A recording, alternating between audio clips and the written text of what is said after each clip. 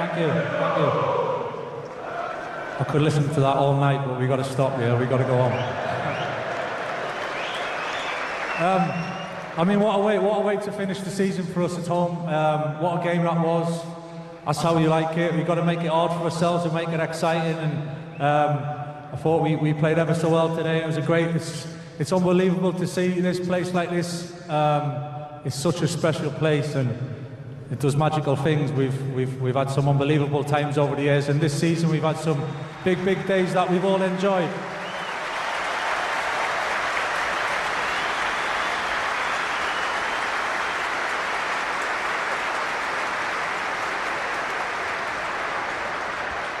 I want to thank the players. I have to say to everybody, this is such a good group of players, and I know we're here for football and the performance, but they're a really good group of people, and I think that's important, especially at this football club, that we sacrifice for each other, we look after each other, and they're a desperate want to do well, the players.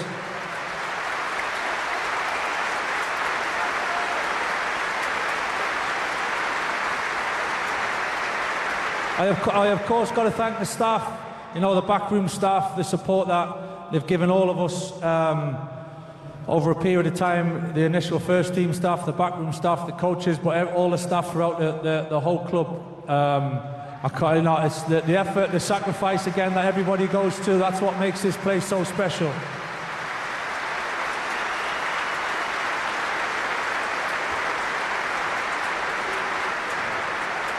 We have players leaving us and out of contract. Cassie's he's been incredible. We have a really good connection. It's nice to see the response that you give for him.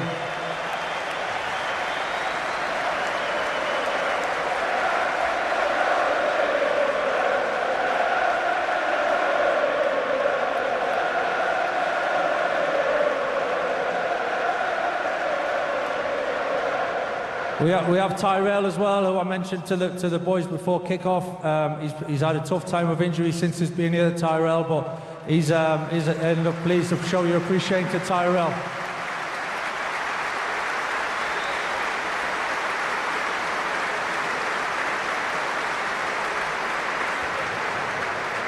Lastly, it's a huge thank you from me for the support this season.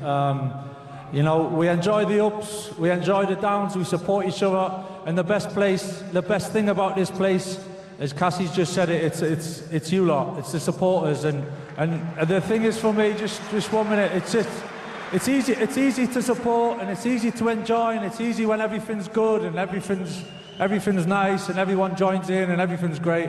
Really support, and I think the connection I've felt from the moment I walked in this place 20 years ago is it's some of the challenging times and the tougher times, it's when we stick together, and this place is incredible. You're a one-off, and that's what the football club's all about, so thank you.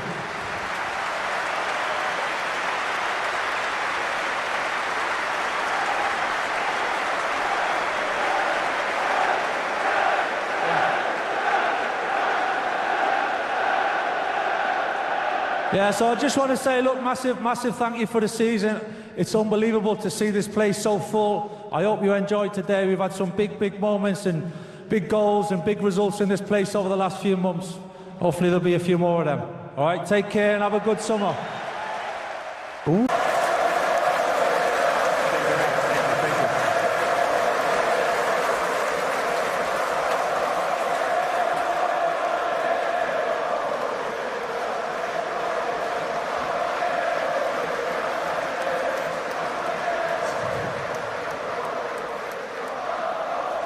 I start with thank you very much, thank you everyone, thank you the players, thank you staff,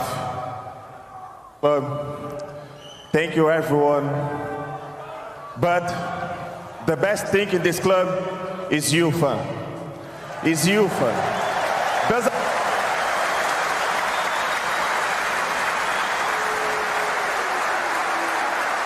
Thank you.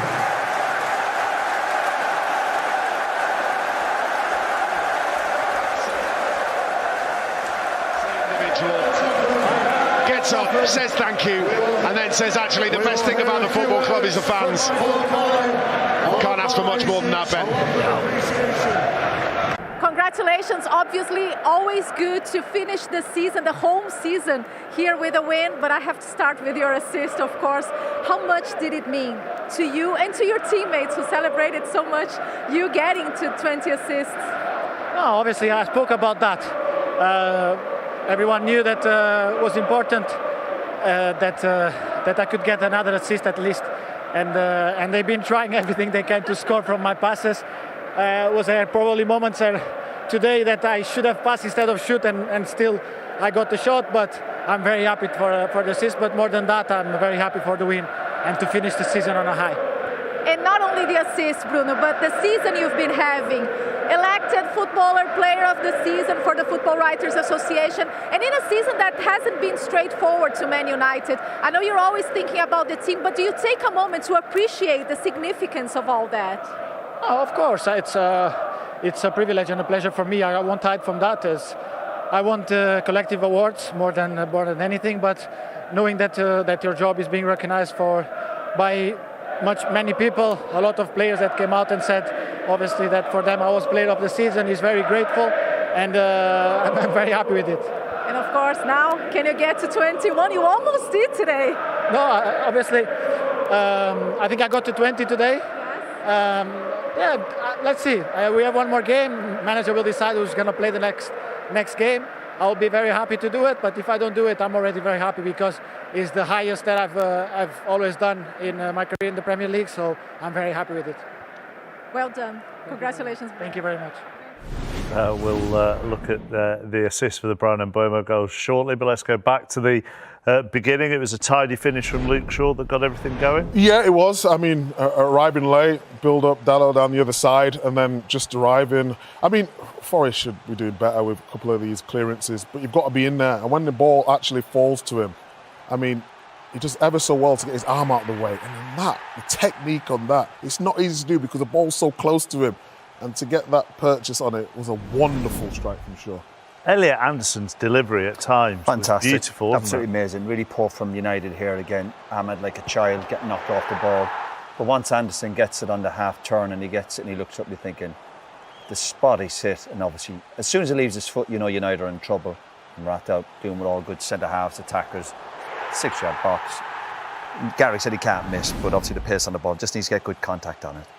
I don't think any of us are sure how this stands, are we? It's handball. It's as simple as that. I mean, we talk about VAR all the time. Referee's gone to the screen, he's made a decision, but if you look at that, it's clear as day. You just, whatever interpretation of the law you want to put on it, you just know, don't you? Yeah, we're kind of confused ourselves here, and especially when he gets asked to go and look at the screen and then to give it, again, ex-footballers, we'll all be saying the same, it's handball, and I don't think anyone would have complained about it. So, yeah, United. But the referees made that decision, and a lovely finish. Shocking defending by Forest again, not clearing their lines, but beautiful finish. But we were all scratching our heads when it was allowed. This is the moment when Bruno Fernandes thought he was going to equal the assist record and didn't. I mean, he wasn't happy. He should have had a few. He should have a few assists though, shouldn't he? He should have probably at least 3.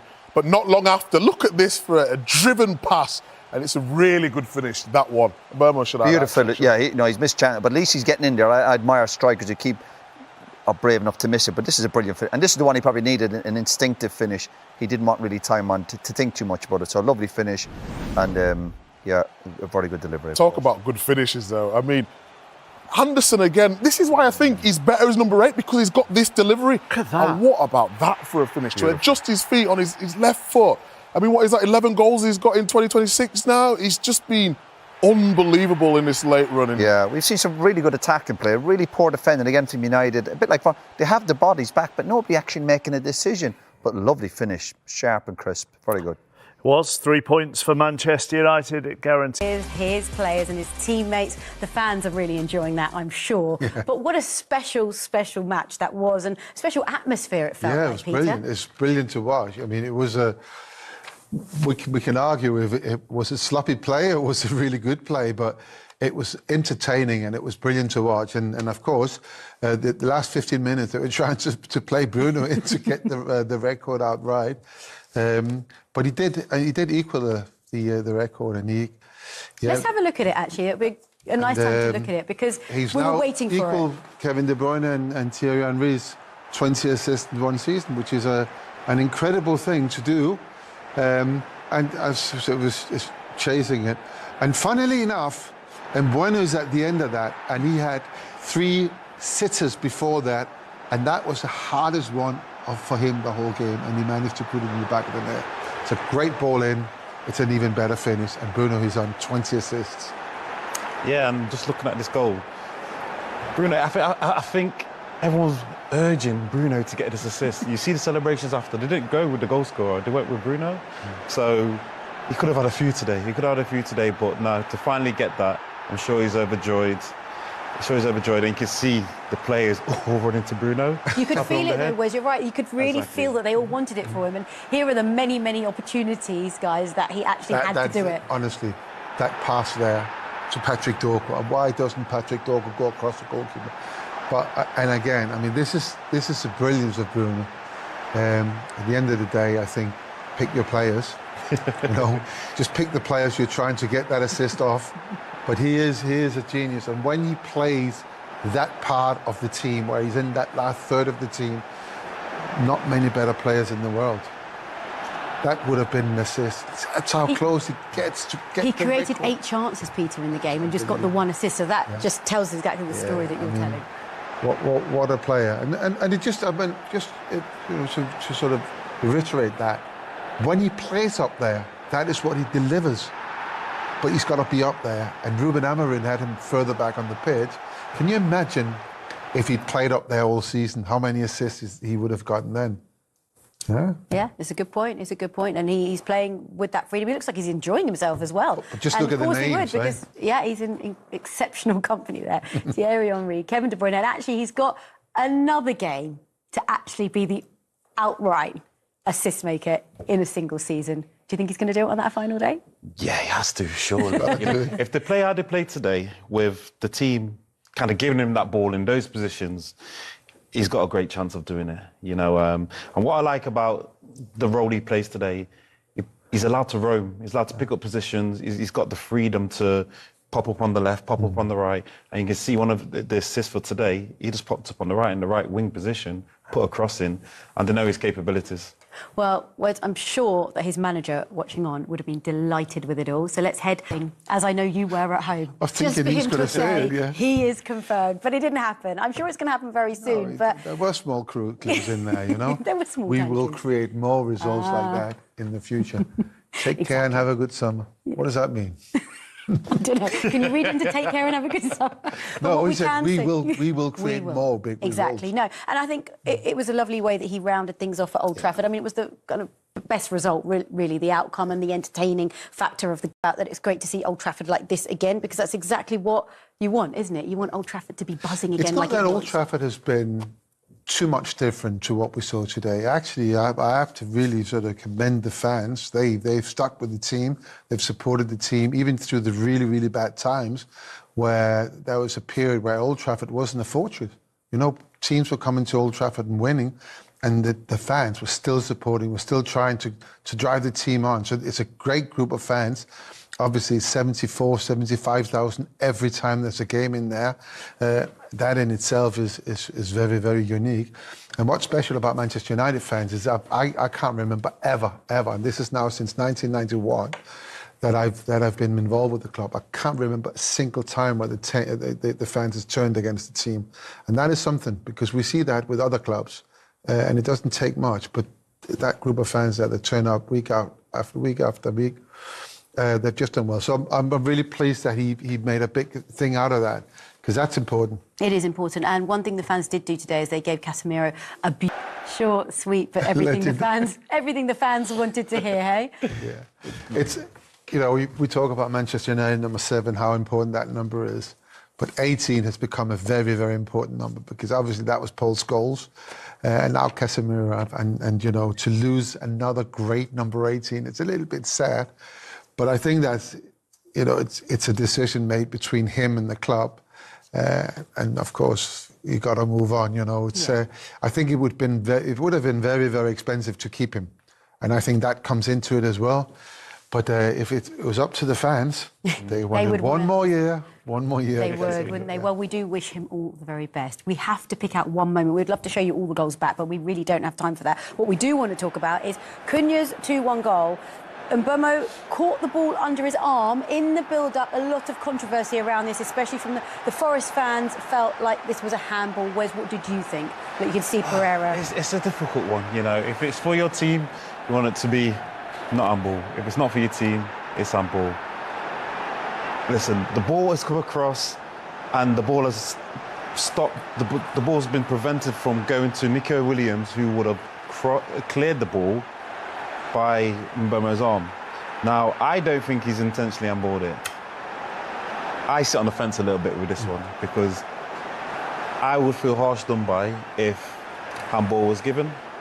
But the VAR check happened. VAR. It was strong from the referee with the decision. VAR What do you think, Peter? wanted it to be a foul, and there was a bit of talk between the referee Michael Salisbury and VAR. And eventually he went out and had a look for himself, and I have to commend him. Doesn't happen very often.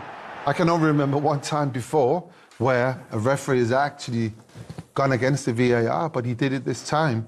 And, you know, Seema, maybe you can explain this rule a little bit more, but it come off his thigh up to his hand, and therefore it's not a handball. And we can't argue with the law here. It's an offence if a player deliberately touches the ball with their hand or arm, for example, moving the hand or arm towards the ball, or touches the ball with their hand or arm when it has made their body unnaturally bigger.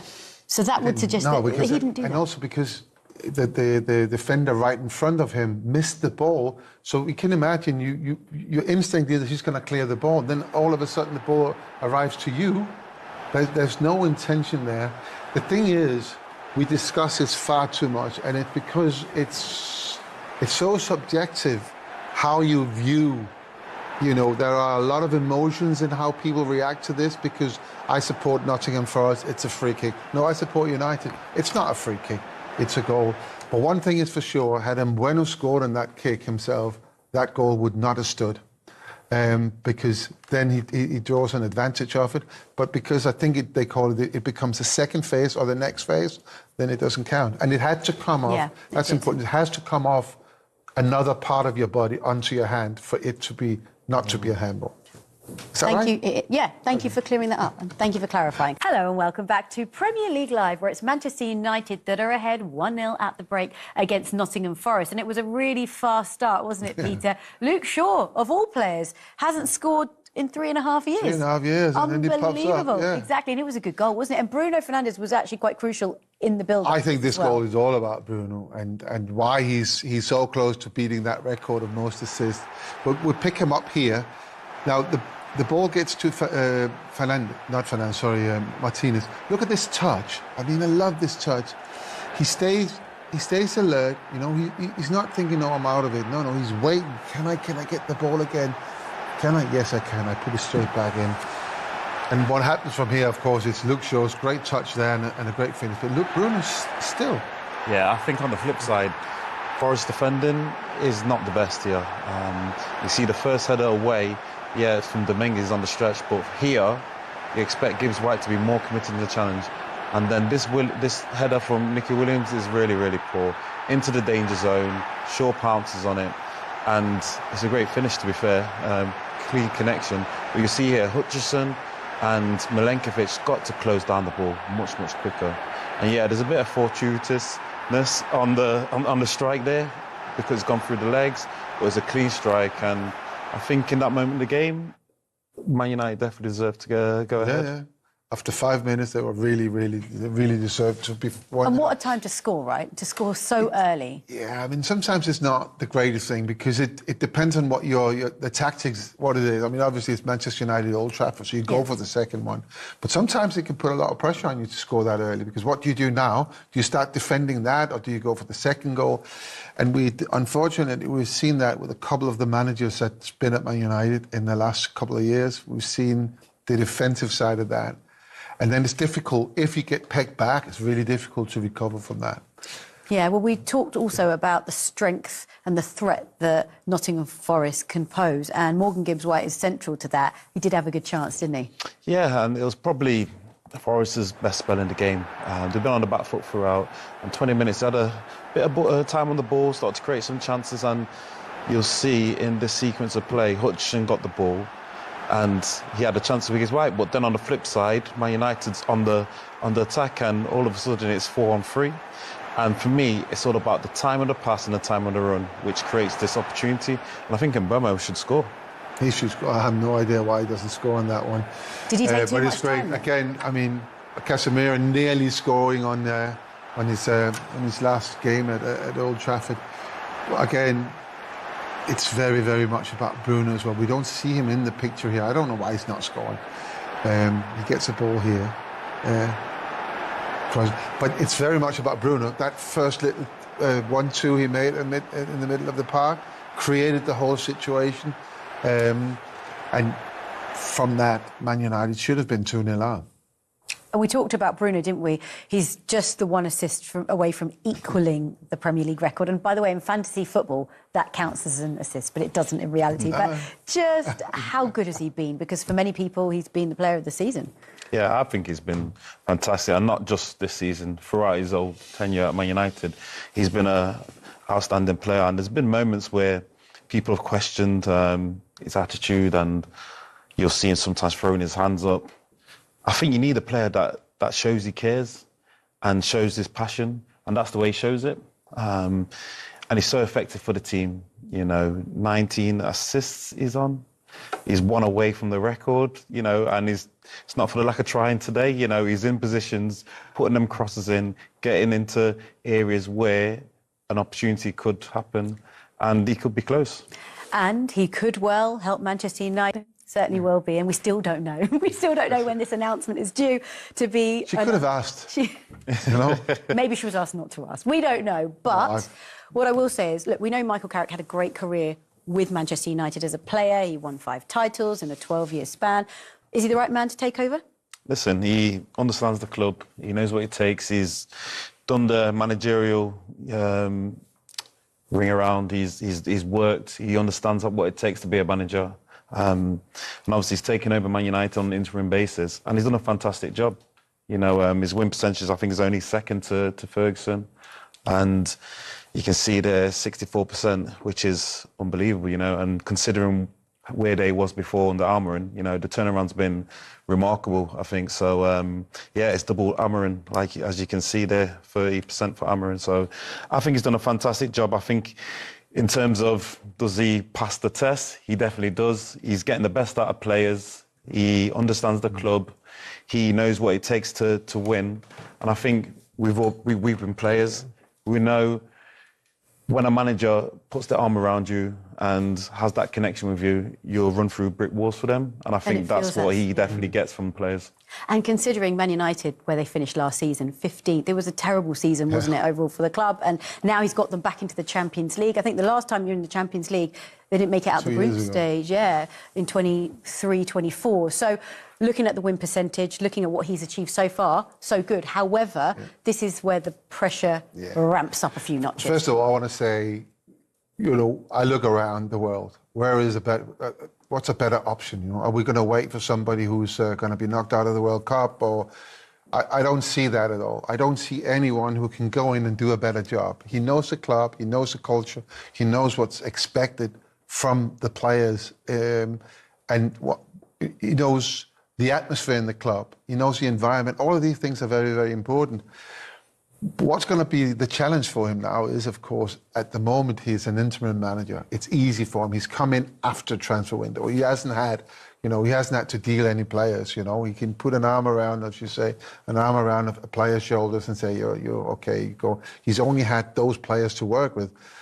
Now he's going to make decisions about players staying or players coming in. And it's not about keeping players happy now. This is about winning now. From now on, he can't be sentimental about players. He has to be ruthless, as, the man with 810 games under his belt there, Ferguson.